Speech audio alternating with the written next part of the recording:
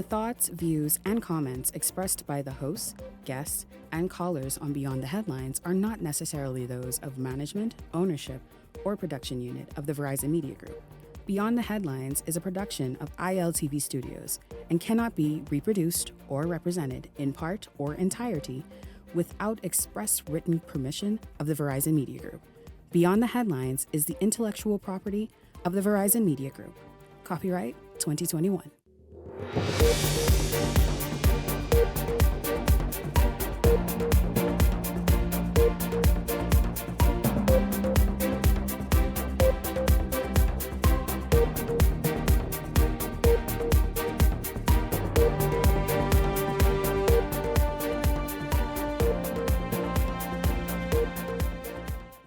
Coming up tonight, Sabas makes a big impression as the candidates committee recommended him as the candidate for Fort Charlotte. His resume is known around the country and beyond, but if ratified, what kind of MP is he likely to be? Also tonight, the PLP rolls out a list of incumbents last night. Are any of them a surprise to you? Also, it's Week in Review Fridays. On Wednesday of this week, the union sent a very strong message, but Prime Minister Davis made the strongest impression, according to many observers. And opposition leader Michael Pintard says, stop the spending and the charades, as he dares the Prime Minister to call for a general election. This is Beyond the Headlines, Week in Review Fridays. Good evening, I'm Shanique Miller. It's great to have you along this evening. Well, Island Luck CEO Sabas Bastian confirming that he is prepared to step down as head of the company he co-founded if ratified to run for the Fort Charlotte constituency on the PLP's ticket. His comments came following his appearance before the selection committee. We get this story from Linton Ritchie Jr. and then we come back and take a look at what happened on Wednesday.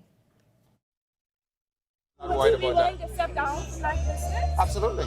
That's a done deal. Without politics, I can step down. Gaming boss, CEO of Island Luck, Sebastian Bastian, revealing that he's willing to step down. This response came following his appearance before the PLP's candidate selection committee at the party's headquarters, if it means furthering his political aspirations. I have over 20 companies and I'm only the CEO of one. I didn't build my businesses by myself. I have more than competent teams to try continuity in those businesses. I'm here to serve. I have a higher purpose now.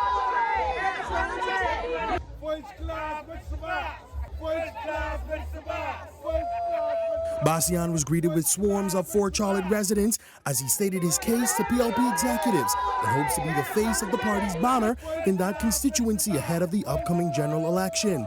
Residents and executives of the PLP's Fort Charlotte branch emphasizing that behind them is a man who they say, quote, has a plan. But based on his knowledge, his participation in the country, it's no more than fitting that we cast our support with him. Area well, because he's been in this area for a long time. But why? Bastian made it clear that he's always had a passion for serving. To serve, and today is full proof of that. I'm a Bahamian. I have something to contribute, and the Bahamas needs more than complainers, it needs doers. Hundreds of chants erupting from supporters chanting forward with Fort Charlotte and we're going higher with Sabas.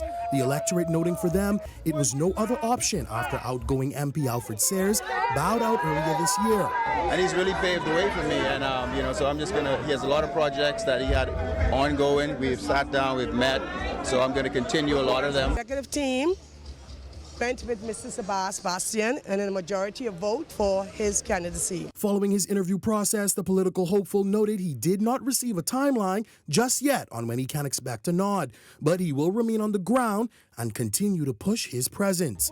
Linton Ritchie Jr., Eyewitness News. Well, I'll tell you, of course, that was Wednesday, and so Beyond the Headlines was in Grand Bahama, and so I had to sort of just watch from a distance, and I've not seen, I don't know if it has happened before, but I thought it was the ratification that happened, but I've not seen that level of energy and sort of presentation of a hopeful before the candidates committee. Has it happened before? Also, the question I asked at the top of tonight's show as I gave some leads into the show, we see his record, we know his resume, we know all of that. but is he likely to transfer that into being a member of parliament? We will get in right there this evening. Welcome to Beyond the Headlines. Beyond the Headlines contributors, Leslie Miller, Garth Rosborough, Howard Johnson. Good evening, gentlemen, to all of you, and welcome to Beyond the Headlines. Good evening, Shanique. Good evening, Bahamas. Pleasant good night to everyone. Good evening, Shanique. Good evening, 242. Absolutely. Listen, let's jump right in, gentlemen. We saw that. I'll tell you, Grand Bahama was excited, as though they were in Nassau as well. I saw it firsthand. But this really got everyone's attention. No surprise. People know Sabas had an interest and was being, I guess, looked at as a candidate for Fort Charlotte. But when this rolled out on Wednesday, this meeting before the candidate selection committee, I guess it exceeded what people thought he was about to do and what the day was. Don't let me call it a flippin' jump in. Leslie Miller? Howard, speak, quick. Shanique, I think that the fanfare and the high energy of Sabaz and his people, I mean, when I watched the video clip and I saw Sabaz going into the PLP headquarters, I thought it was going to be a stampede. You know, Travis Robinson is in trouble. I really believe that Travis Robinson is already in trouble. And he is someone who is a high energy candidate and a high energy person as well. Mm-hmm. But what Sabaz came out of the blocks with, from what I've seen over the last 24 hours, it looks like it's very compelling, you know, and very high energy. And it's going to be very tough to beat him, especially with his resources on the ground, in addition to that charisma and that high energy. So, Shanique, I also saw on social media a lot of people are weighing in, right? Of course, you know, Bahamians, always opinionated about everything, right? And a lot of people are talking about Sabaz's wealth as a disqualifier for him putting his hat in the ring, so to speak. And, you know, I just want to, you know, dispel that notion because when I look at Articles 47 and 48 of the Constitution that talk about the qualifications and the disqualifications of persons who want to run for MP, right? Sabaz meets all the criteria. You know, he's a Bahamian, he's over 21, he resides in the Bahamas, he is not under any charge of bankruptcy before the courts, he's not under a sentence of death imposed by a judge. You know, all of these things that the Constitution talks about that would qualify you or disqualify you, Sabaz meets those criteria on their face. And so you know, anybody who is speaking about him being disqualified because just because he is wealthy. Why do you suppose, and any of the panel, really, why do you suppose we have gone there as a people? It's not the first time I've heard it. I've heard it with other candidates years ago who are wealthy or born into wealth. Of course, he is someone who has worked his way where he is, and that's to be commended and admired. Why do you think that we as a people have adopted this attitude like, oh, well, first of all, it was poor. He would have been ready to thief and rob the cookie jar. But now because he has massive wealth and success, well, he is too wealthy to serve. Where did that come from? He takes success by black people. You have to realize that. Oh, that's what that is. That's what it's all about. Before they patronize you or say something good about you, they wouldn't say nothing at all. That's in our temperament. You know, years ago it was, don't come from over the bar. It ain't no good. That's what the British taught us. Never look up to a black individual that's done good. Try to bring them down to where they should be, which is a hell of a lot lower than where they are today. I think he's the number one candidate. He's a good man. He's done a lot for the Bahamas. I love what he's done for education. He's put tremendous resources into the University of Bahamas in Freeport, done a wonderful job. And he and Adrian, partners, they do a wonderful job every year.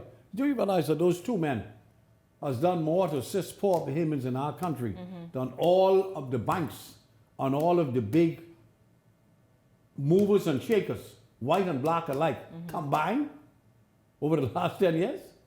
They have surpassed all of them.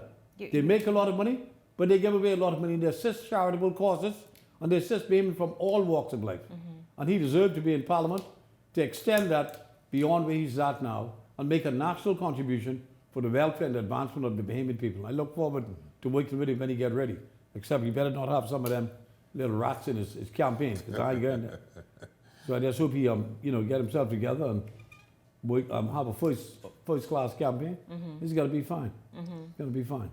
Well, I want to thank Shanique Miller tonight, first of all, for giving me jet lag. I'm the last of the gate on this comment. And yeah, she's going to slap me up afterwards, but that's okay.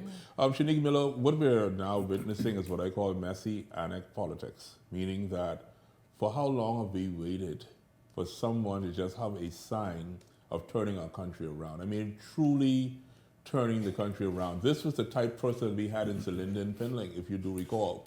This energy that you now feel that's exuding from this individual is similar, which means that we now know for certain that we are at a turning point in the history of the Commonwealth of the Bahamas. The individual that more than likely, when we talk about the generational gap or the generational difference or the turn in generation, this is the ideal individual to do just that. And so knowing of him for some years when he was just playing basketball in high school at Bahamas Academy and running the bridge with Coach Cassine Penn, I watched the development of this young man. It's truly phenomenal. For those people who are now observing him with some envy and some jealousy, now's the time to just simply become a disciple. Learn from him. I challenged someone last night, Shanique Miller. I said, if you look at all of the politicians, I am certain that you can tell me of some tale of failure. There's something that they actually failed at. I says, now take a look at this young man and you give me the evidence and you tell me where he has touched anything and failed. And the person could not give me that example. Yeah, and I'm happy you brought that up because this is a real discussion. It's really a sore point with many people. So we want to delve into it and explore it. What do you think that success and that try and try again and then that give back, whether it's the own, and I can say that because I've worked these events or I've hosted these events in the last few years. So the own event that empowers and help people birth their own business ideas, the feeding programs throughout the year, and so many other things. What do you suppose that brings now? It's assistance to small business, the small business. What does that do for this shift in the political life of the Bahamas and national life of the Bahamas, as you're saying? So this is the same conversation that I've witnessed that you've had even with Howard Johnson right here on your show. And he spoke to you about advancing the average Bahamian, making proper investments. All that he has actually said now comes into the one person of Sebastian. He is just simply the example necessary to say that we as Bahamians can actually do this. And so I would encourage all Bahamians once again to take that envy out of your eye, like I said before, remove the jealousy and tell the truth. All political parties need to find people such as this to come forward and assist in making our country greater. Yeah, quite interesting. Go ahead, Howard. Shanique, if I can jump in here too, to add to what my colleagues have said already. Sabaz, I don't want him to let his guard down, and I know he's talked about on your show and in public. Yeah, because Travis, you mentioned the energy. I think when it comes to energy, Travis matches him right there. Travis is right up there with that.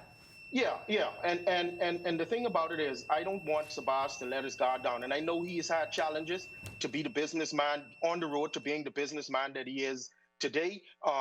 He has experienced his fair share of failure, and so I don't want him to let his guard down and believe that it is going to be, an easy transition to just go from success in business and entrepreneurship to success in politics. I like to use Michael Jordan as the example, the greatest basketball player, arguably, with all the championships and never lost the finals. But as an executive and an NBA owner, his record was terrible.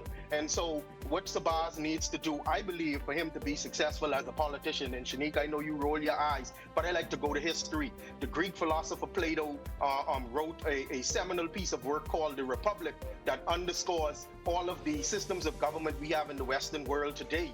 And in it, he said that the people who should lead us and rule and govern us are known as philosopher kings. And there are two aspects that they should have when seeking high office and going into politics. The first thing is that they should have they should view politics and entering politics as a sacred moral duty. And also, number two, as a necessary burden. And viewing it from those two lenses, without anything else, they ain't got teeth. They ain't looking to gain and seize power for their own personal benefit.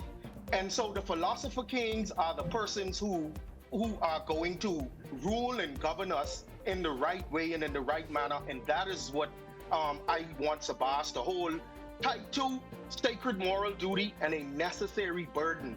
Not the fanfare and the fame enriching yourself and all of those things. And if he does those things, he's going to be okay. Yes, absolutely. Listen, we are just getting started tonight because let me call a couple names for you as we go to the break. Leslie Miller Bryce, Bacchus Roll, Pia Global Roll. We'll tell you exactly why I call those names in a minute. Stay close. Beyond the Headlines Week in Review Fridays is back after the break.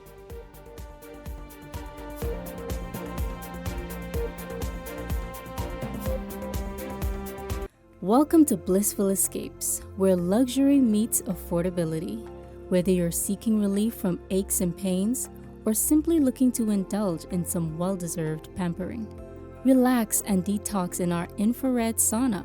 Enjoy a soothing Swedish massage or an invigorating exfoliating body scrub. We also provide advanced facial treatments using cutting-edge technology, including hydrofacial, microneedling, and microcurrent therapies, located at the shops of Cable Beach Plaza. Ever feel like you're missing your own life because you're constantly running off to the bathroom? Do bladder leaks or pelvic discomfort have you up at night and affect your confidence in everyday life? Those days are over. At Frequency Vitality Center, we offer a solution. Completely painless, fully clothed with no downtime. Perfect for men and women of any age, we help strengthen the pelvic floor muscles while you sit comfortably, improving bladder control, decreasing night waking, and much more. Strengthen your foundation and restore your confidence. Squad and Zone 4 present Keisha Cole performing live Saturday, October 11th at Nassau's Cruise Port.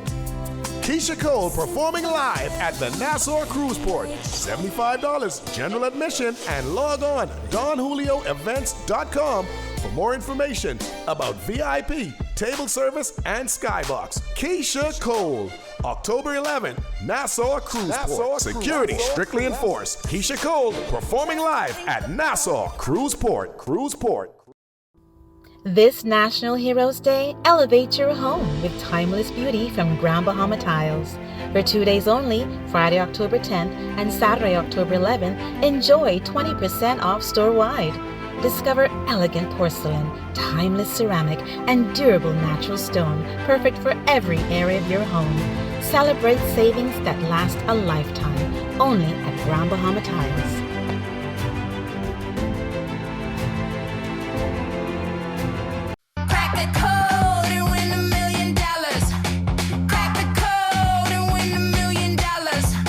Numbers, $1 million. Every 3 days, a number is revealed. Act fast. Your million is waiting. Crack that code when $1 million clear. Crack the code before the last lock clicks shut. Get ready to join the winner's circle only at islandluck.com. Crack the code and win $1 million.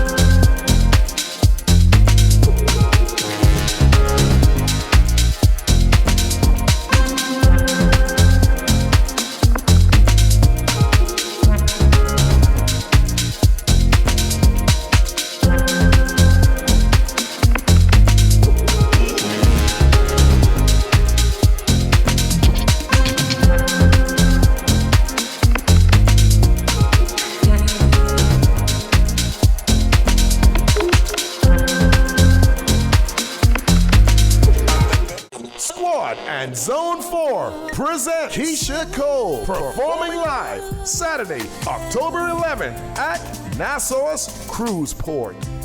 Keisha Cole performing live at the Nassau Cruise Port. $75 general admission and log on donjulioevents.com for more information about VIP, table service, and skybox. Keisha Cole, October 11th, Nassau Cruise Port. Security strictly enforced. Keisha Cole performing live at Nassau Cruise Port.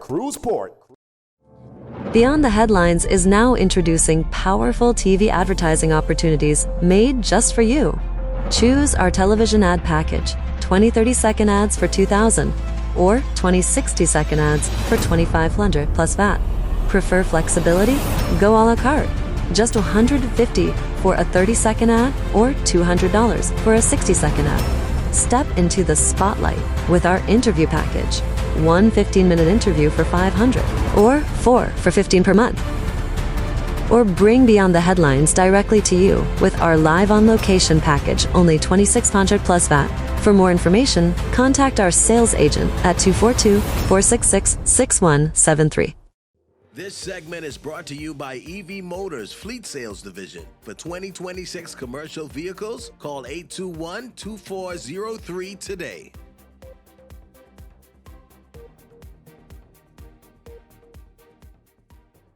Welcome back to Beyond the Headlines. Jumping right back into the mix, still on politics. This is a heavily political show tonight. Because we're catching up, man. Hello, we've been focused on getting Grand Bahama on its feet all week. And so tonight, giving you what you like, right? So let's go into this. Now, we talked about Sebastian Wednesday. That was Wednesday, yes? Wednesday, and that rollout in the meeting before Thursday. Thursday. That's last night.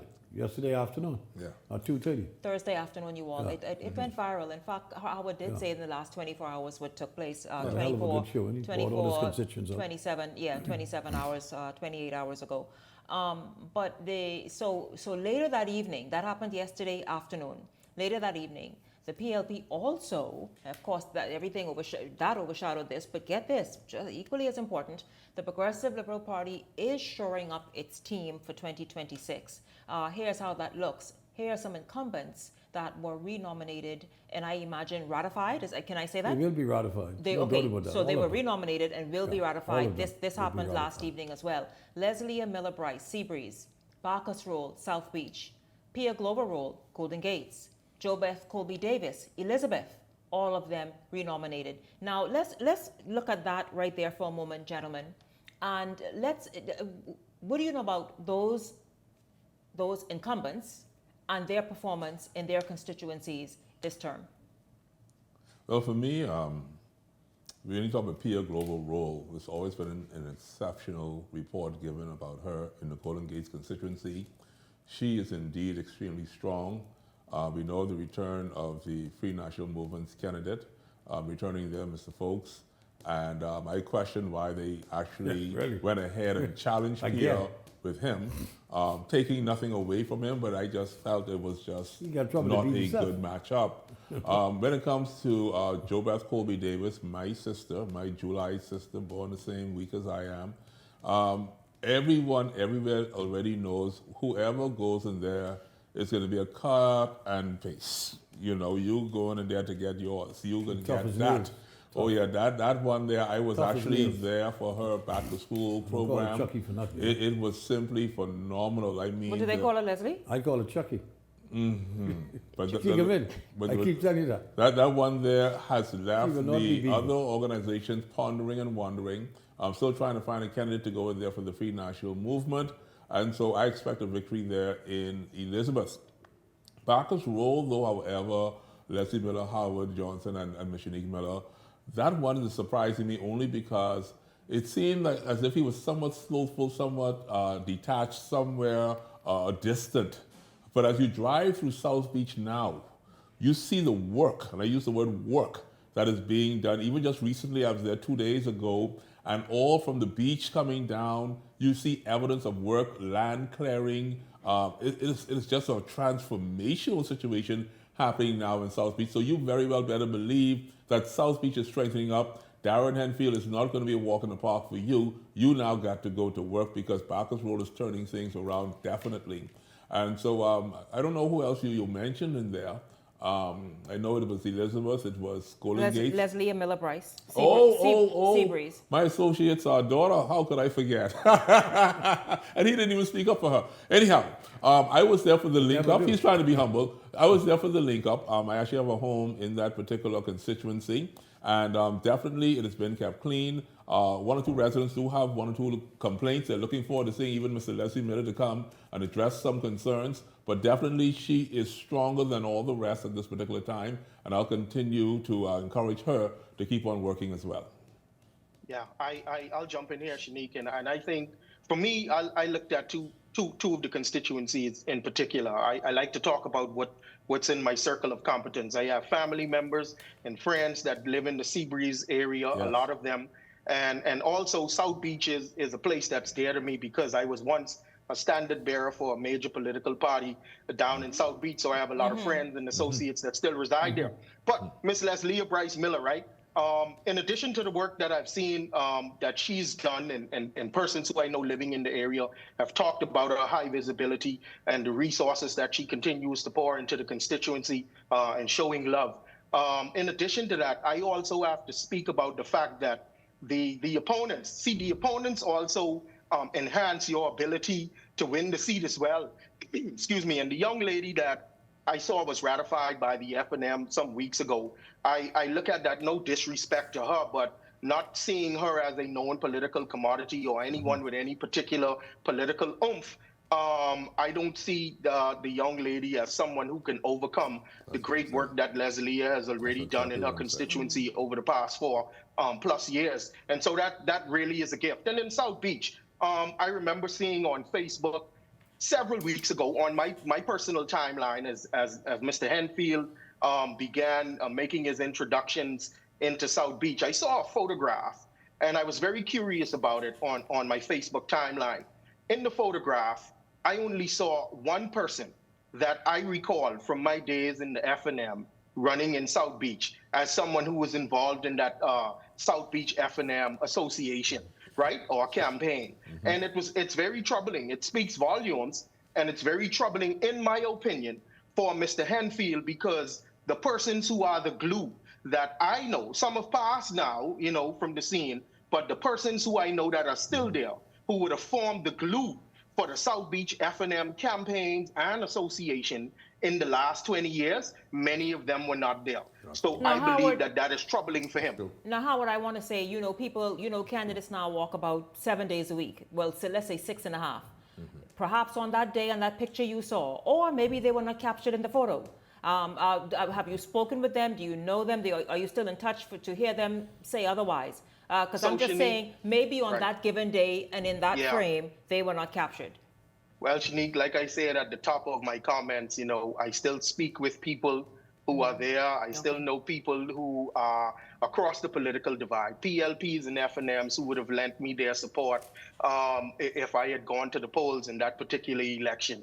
And Shanique, they are not working. I saw Heather Hunt there in the picture and some other F&Ms from other areas of Nassau constituencies, but I did not see people who I know are the backbone, die-in-the-wool F&Ms who would have been involved heavily and impactful, knowing the people, the gatekeepers and stakeholders in that community. I did not see them. So, I mean, to your point, you have a great point, but like I said, that particular day, yes, maybe it would have been, but I've spoken to people, and Howard, they are not involved in the campaign. Howard, you're correct, because right here on Beyond the Headlines, you recall there was a schism that took place in South Beach when we're looking at Jamal Moss being the favorite candidate for South Beach, and the disappointment that was actually exercised by the South Beach Association and the introduction of a Darren Henfield. Those people that supported Jamal Moss are still out in the wilderness. The party itself is going to have to find a way to bring those people back to the forefront. But your report of this particular night, sir, is very accurate. Thank you. Leslie, I think overall the PLP has pulled out a good cadre of sitting MPs to off again to payment people. They should do well. They should in fact win, the ones that I've seen so far. All of them done a pretty good job in representing their people. And I try to tell all of them, including Mrs. Bryce, that be humble and appreciate that people have put their faith in you as their representative. Never be above those who you represent. And always show kindness and love for the people that you have the honor of representing in the halls of Parliament, and be decent to everyone. I keep pushing that to them, that people give respect when they get respect. people show love when you show them love. Got a lot of work to do. All of them got plenty of work to do. They have the tenacity to do it. They absolutely do. You just have to get ready They now do. and go on the road and do what you need to do to enable you to retain your position in your constituency. And I wish all of you the best. Yeah, I agree, Leslie, because it's not going to be a walk in the park for most of them. I don't know anything about Bacchus Roll to say anything, and that's it. I don't know anything. Now, how would you say you're in touch with people? Maybe you know different. I don't know what kind of a member of parliament he's been and his performance, because you don't see it out there, and I'm not, perhaps because I don't stay on social media for any extended length of time. Perhaps maybe that's why I've missed it. But again, we'll see exactly how that race shapes up and exactly how that looks. Again, we are talking about who the PLP ratified last evening. We've done this for when the FNM ratified, because they've been doing it in sort of increments. And so we have discussed at length those who are newly ratified. So this is not synonymous and new because the PLP did it last night. This is how we take our time and look at their first rollout, exactly. Yeah. And this is what we do for whomever. Now, you may say, well, you ain't talking to COI's candidates because they did it all in one lump sum on a weekend. So we talked about it that Monday and couldn't say no more, really, because it was done in a whole sort of ceremony or event many months ago, maybe even last year if I'm not mistaken. But let's continue moving. Now, do you all think, I know there are some people on this panel who say, listen, there has to be a by-election in Golden Isles. I can't believe I'm even reading this because it is very personal and touching to me to think of the reason for the by-election. But the opposition leader, Michael Pintard, is not letting up on his call for a general election. Pintard says what the government should consider is this: every dollar that they spend on politics is a dollar taken from families struggling to buy groceries, pay light bills, or keep a roof over the heads of Bahamian families. What the hell one got to do with the other? The Pintard says that does the leader of the opposition, so he's basically saying, listen, government, don't waste that money. It could be perhaps a few $1 million into just that by-election. Unnecessary, not needed. Go and call a general election and let the Bahamian people vote and decide and see where they stand. Gentlemen, I want to ask each of you, and please jump in right away. Does the leader of the opposition make a strong enough case for the government to move past a by-election and straight into a general election? Well, Shanique, go ahead, Howard. Shanique, it's not Mr. Pintard's case to make. When you look at Article 67, I believe, of the Constitution, paragraph 3, in that it says that the Governor General, whenever there's cause for a by-election, the Governor General will, submit the writs of election and cause there to be an election, with the Prime Minister's. With the Prime Minister's blessing, of course, there's going to be an election within 60 days. That's what the Constitution says. So when Mr. Pintard talks about he should go to a general election versus a by-election, I was perplexed by that. But then I realized that my good friend, Mr. Pintard, has no choice but to call for a general election because it's a politically calculating move for him. Now, let me break it down like this. The FNM, under his leadership, has already lost one by-election, right? And we can say with much truth that it's been a very rocky road for Mr. Pintard as leader of the FNM. Yes, he's won 2 elections. He's won 2 elections against former Prime Minister Minnis for the leadership of the party. But people have, once again, like God said, there's been a divide, and people have sat on the sidelines and have also left the FNM. If the FNM goes to another by-election and loses, Mr. Pintard is now 0-2, and there's divisions within the FNM.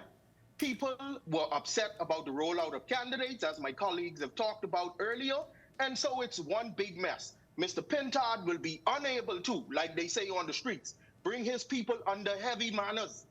If they lose the by-election, he is out of there.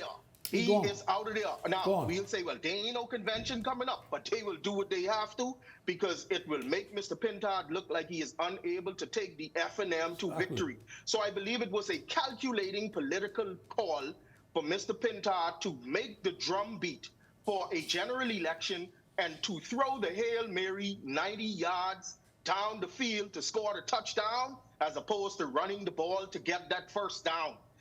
And that's my view. Yeah. Well, is the FNM in a position to even think about a general election right now? Is that the best thing for that organization? It has to happen. The Constitution says so. No, I mean a general election. Like he's calling for one, but is it in their best interest? Let me fix this. First of all, Shanique Miller, thank you for introducing me to Mr. Howard Johnson. Known of him for some years, and I enjoy listening to him as he makes his contribution. So welcome to the team, sir. It's good to have you with us, as Shanique would say. Thank you. Always a pleasure. Here is what we have here. We have a leader of a noted party in the Commonwealth of the Bahamas that is attempting to make his best theatrical performance now. Yes. Okay? In so doing, he's doing everything possible to make himself look as if he is the strong one. He is now the Nero in the movie The Matrix. He's going to make this happen.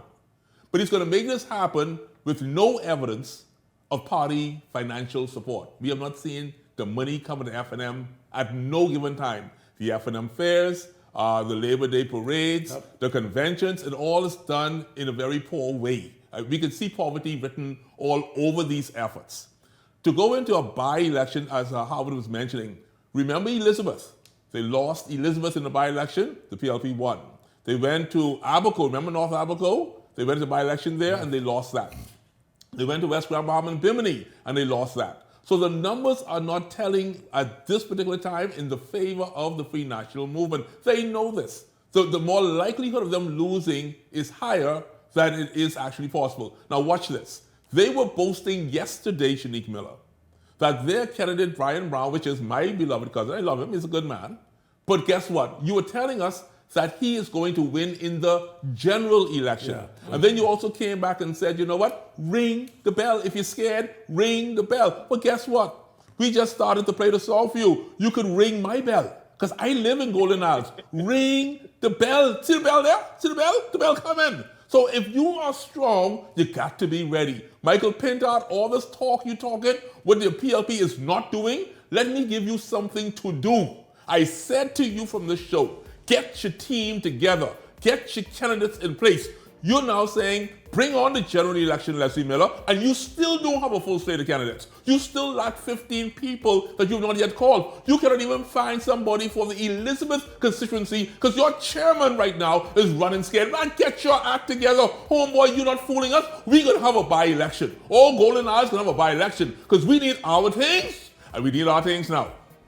Can you all tell that it's Garth who wants that by-election? Oh, I want that. Garth and the people, by the way, does Golden Isles feel the way you feel? Of course they do. I already called my generals, man. My generals are ready. Be ready, be ready. All our roads going to be paved, Shanique Miller. All the flooded places, we can make sure those roads are paved. The park lights, on the sidewalk for the primary school going into Adelaide. These people are ready. And those people who didn't get a little small contract or a little small opportunity, they can hit the campaign trail. They get a couple of dollars for walking up and down. They are excited. So y'all are pressing for this by-election. Oh, we must have that. Because Golden Isles must benefit and have a smile on their face. And we're telling the Prime Minister, please, for God's sake, don't disrespect us. Bring us our by-election. This is our time. We've been waiting for this. And now it has come to save us. Leslie, if you have a response and a comment to weigh in, Leslie, you will be the first voice after the break. They'll go anywhere. Beyond the Headlines is backward after this. I tell you, one of them want a by-election. I said that. We have that.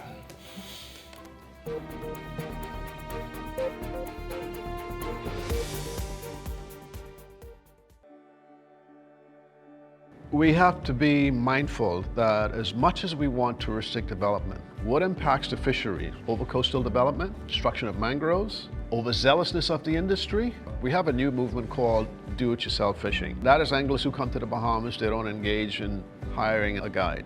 Because of this approach, you are going to have people who are going to exhaust the resources. This is an industry that's preserved. It should be for Bahamian guides only.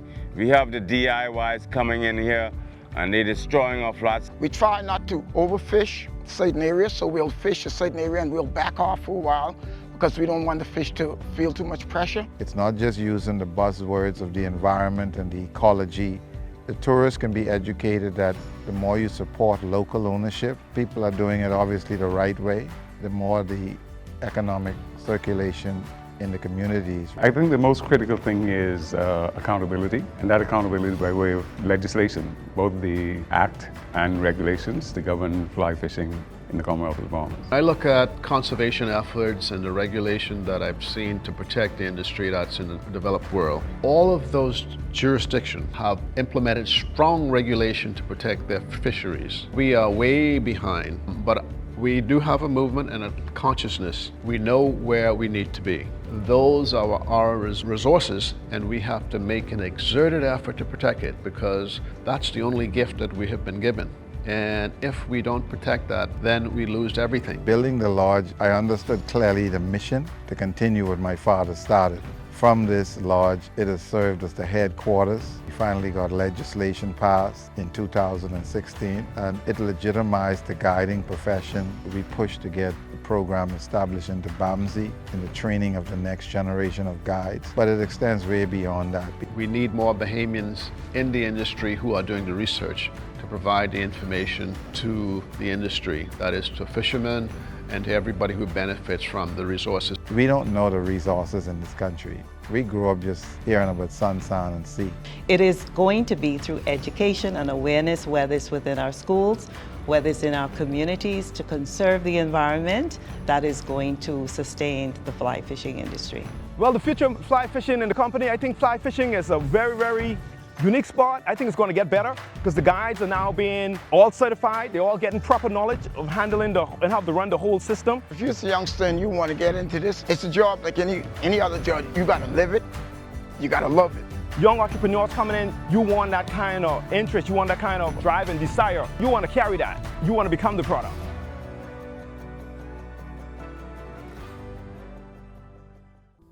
This National Heroes Day, elevate your home with timeless beauty from Grand Bahama Tiles.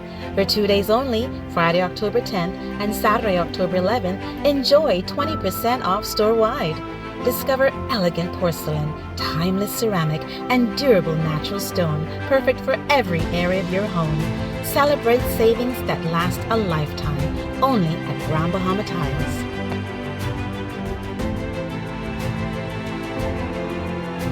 So you want a space. But not just any space. You need something with a little more potential. So how about 1,000 square feet of room to play with? Superb audio and video production capability, digital LED wall, full lighting grid, and about 124 seats to accommodate a full studio audience with so many other features. Make us your home for your next concert, conference, and so much more. Honestly, the possibilities are endless. Here at ILTV Studios, we'd love to bring your next event to life. So what do you say? Do you want our space?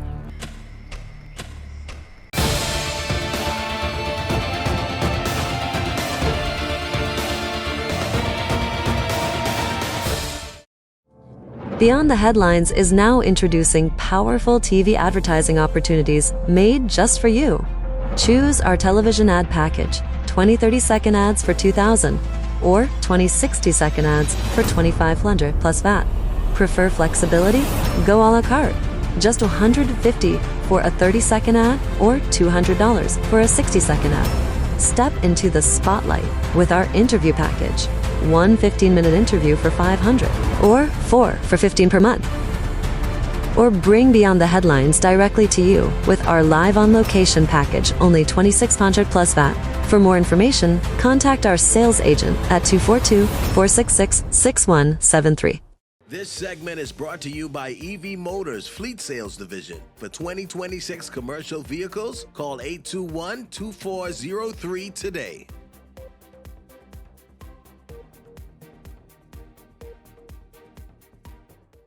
Welcome back to Beyond the Headlines. And of course, as we were going to the break, both Howard and Garth weighed in on the call for a general election rather than a by-election. Garth speaks here for the people of Golden Isles. Not the first time. He's been saying it now since it happened. He's been saying that the people of Golden Isles want a by-election. The leader of the opposition say, no, not necessary. the fact that an election is looming, a general election, well, just do that. Just do that. Leslie, I will move forward. If you have nothing to add to it, I can move forward to the next story. First and foremost, I want to, again, pay my dear respects to my fallen brother and friend. And to say that the leader of opposition is between a rock and a hard place, almost a mountain and a hard place. How could the leader of opposition says that you should not have a by-election? My brother, let me remind you, in 1992, the Right Honorable Hubert Ingram forced the by-election in Grand Bahama. And I was there campaigning on the PLP side, and this first rally he said, who win the by-election is going to win the general election. You indicated that the governor has to spend the same amount of money on a by-election as a general election. I don't know where you get that thought from in your head. By-election has nothing to do with a full-fledged election.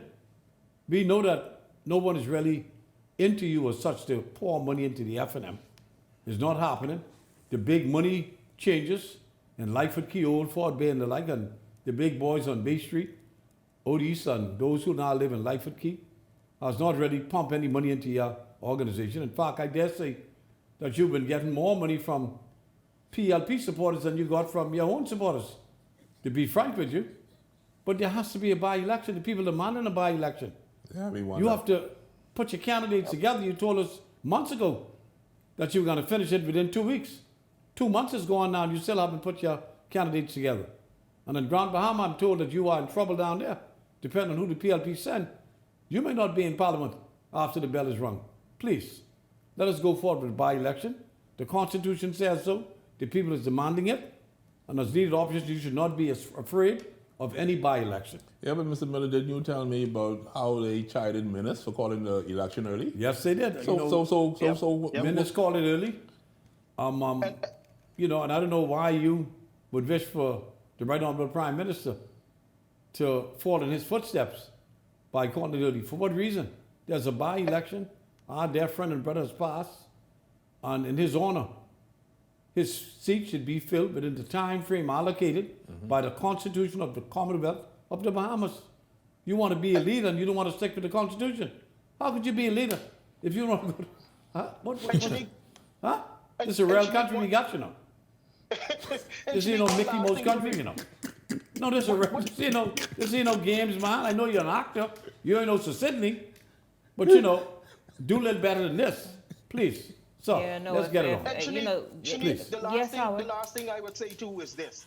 What Mr. Pintard needs to do is control what you can control. Based on the Constitution, that's Philip Brave Davis' decision to make. That has nothing to do with you. Nothing to do with him. So what you need to do is try whatever's happening, you know, even if it's a facade, try to get your people ready for whatever it's called. But it's not your call. So get your people under them heavy manners that I talked about and prepare yourself for a by-election. That's what's in front of you. Control what you can control. Prepare for the by-election and leave all that other stuff to who the Constitution gives the power to. Again, we have fondest memory of my family member. Yes, my family wonderful member. Human being. Absolutely. My family member who... Don't berate him like lost. this, you know. It's an insult to me. No, he deserves as that a friend respect. And, Absolutely. And family. Don't berate him. By talking with you can't have a by-election. No. In his honor, we can have a by-election. Yes. You don't like it, then don't compete. Go home. That's all I can say. Go back to Freeport and sit down then. You know somebody can take your post when you lose, and that's what you're afraid of. Be a man. On Wednesday, you all saw downtown as scores of public servants abandoned their posts and took to Bay Street in protest. The large-scale demonstration bringing traffic to a near standstill was a unified call for action. We get all the play-by-play from Linton Ritchie, and then we come back and talk about how it all played out.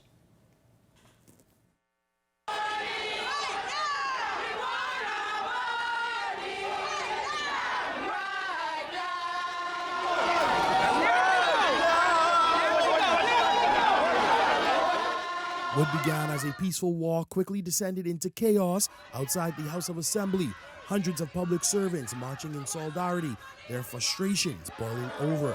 Authorities struggling to keep order as members of the Bahamas Public Services Union, the Bahamas Union of Teachers, and other allies broke through barriers, shutting down Bay Street.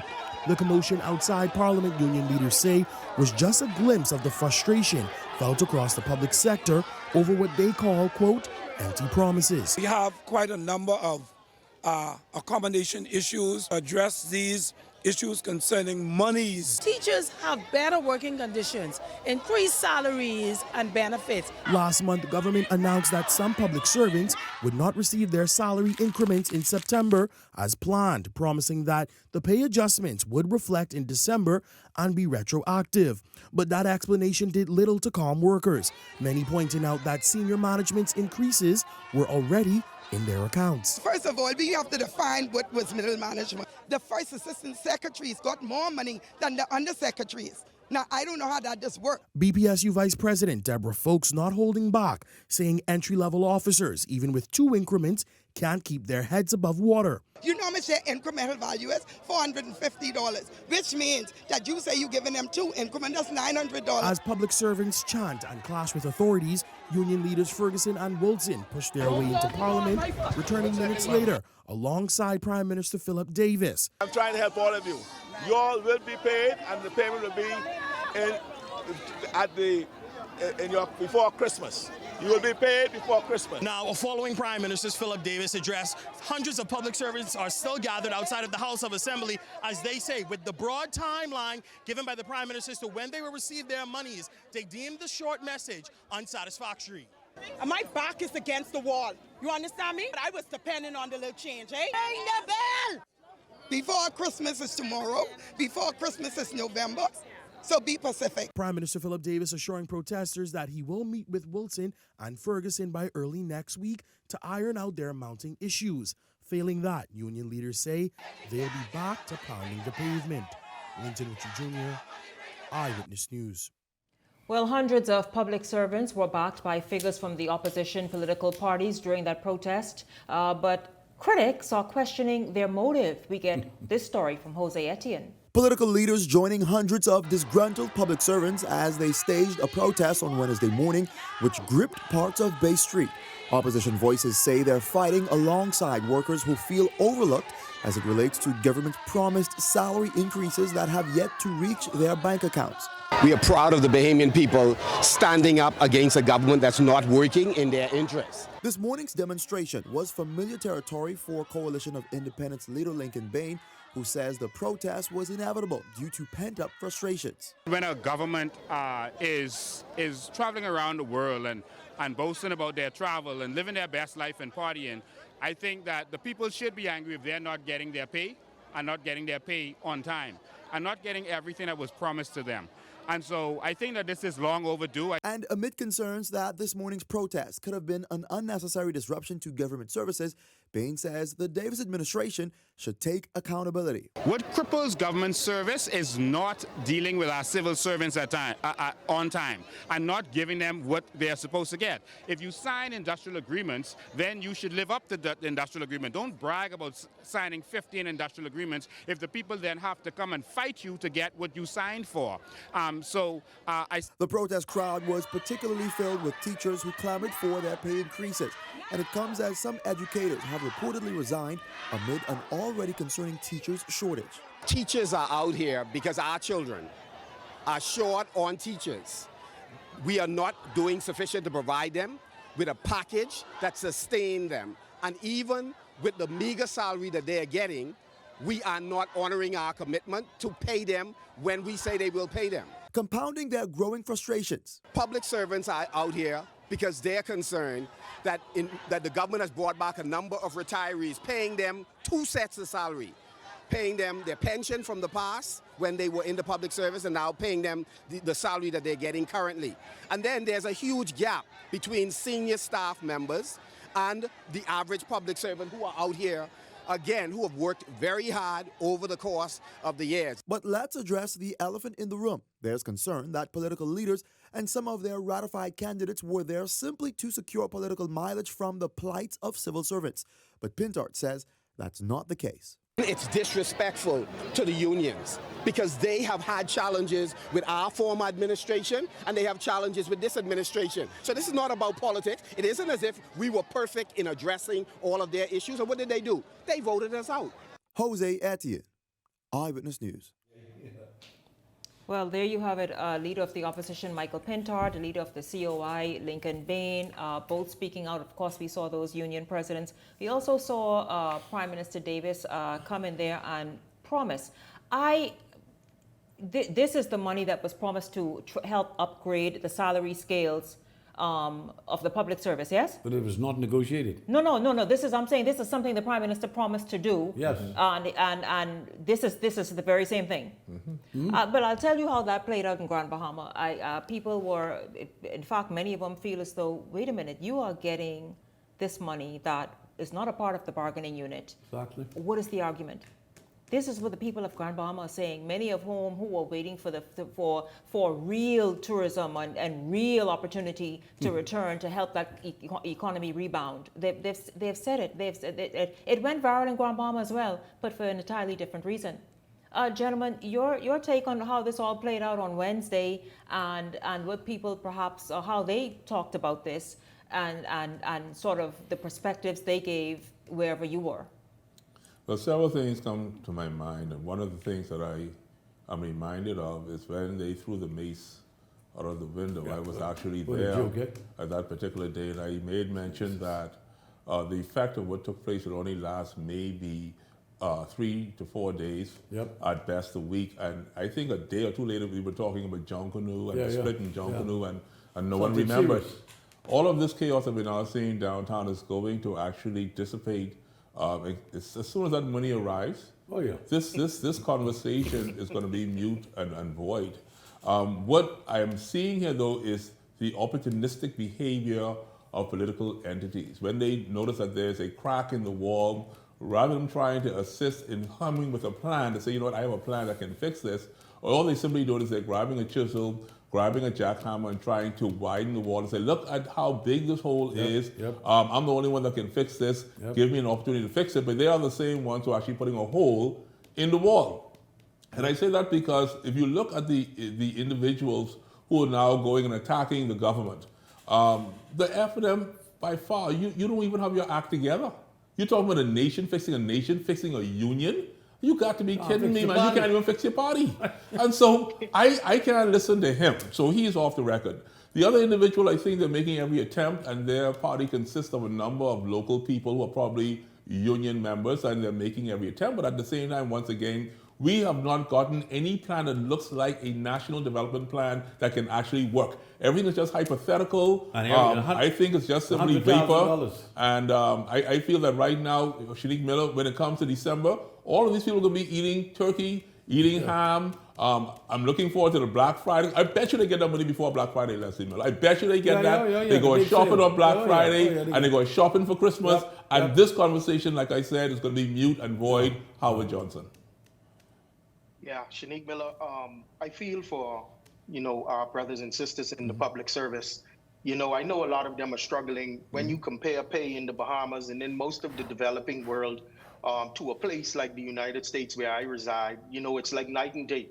And I also believe that it is a fundamental tenet of democracy for the people to assemble themselves and petition the government, whether it's via a protest like this one, from time to time to seek redress for grievances. However, the grievances have to be, above board. And if these things were things that were promised without needing to be negotiated or a part of an industrial agreement, etc., then I would have to err on the side of using my personal finance hat. Public servants, when you are working with a limited amount of money, you have to practice fiscal responsibility. Don't wait for big brother government to give you what they promise you. And if they promise you, yes, you want what was promised to you. You want what you feel is well deserved. But at the same time, a bird in the hand is worth two in the bush. And what you have in hand now is what you have to be a good financial steward of. Manage your money properly, handle it well, and make sure you can live and not have to rely on anything that is not the bird in the hand. I'm all for the public servants, those at the top as well as those at the bottom, being paid fairly, being paid for the hours that they work. But, the Prime Minister was man enough to confront them head on. He went into the crowd, said, I'm sorry, it didn't happen, and make sure you get it before Christmas. And he didn't negotiate that, you know. He was the one who came up with the idea that because things are so tough in New Providence and the Bahamas at this time, especially with the high costs of living with the rental apartments and with the food store, that we should go beyond what was negotiated. And he did that. And he did it with parity, with fairness. But as usual, the political pundits jump on everything they can ever. You throw it out there, they go on with it. Here was a minister of the government who was under the F&M. The first thing they did when they won the government was fire 200 individuals that were being trained at NIB. I'll never forget that. Sent them home. No pay or nothing else. They were so careless and hateful in their regard to get rid of people that the former government, the Christie government, was trying to help Bahamians to get up the ladder to be a part of the public service. They fired every single person that was in those programs, almost 1,000 persons. They let go immediately upon taking office. They were F&Ms and PLPs, by the way. We didn't know who they voted for. They were young people who were trying to get into the public service in a decent way to help themselves for a better life. You all let them go. You were around the table when that happened. You did nothing. You said nothing. The CIO guy with this $100,000 very Bahamian. If you all believe in E.T., then believe in him. But you're not going to go to space on Bahamas Air. Make that clear to you. Bahamas Air can't take you where E.T. and those guys are. Get real, please. I'm sure you're going to get your money. There's no need to raise hell as much as you did. And one thing, the Prime Minister, if he gives you his word, he's going to come through on it. You can depend. And that's when you really needed it. For that Black Friday, and to pay those children's school fees come January. Well, actually, that's when you need the money. You needed to give yourself a step up the next rung on that ladder.